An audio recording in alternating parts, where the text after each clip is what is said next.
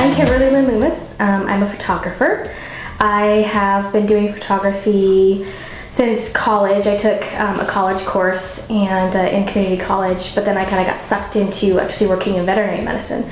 So I've been a veterinary assistant for the last 15 years, but I quit recently to be home with my kids, but also to just do photography. I started doing photography because I can remember traveling with my family. We lived overseas and we had to go on furlough. So we got to go all over the world and do these vacations that my dad's company paid for.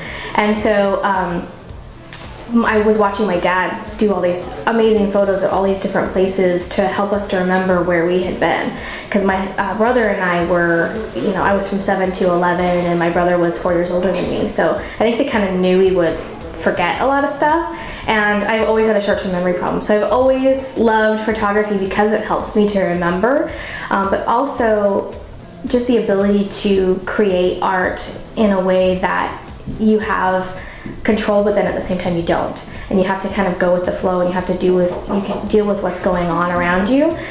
Your model, the person you're photographing, you're not in control of them. They can do what you ask, but it's still going to be through their perspective, and I think that's what I really like about photography.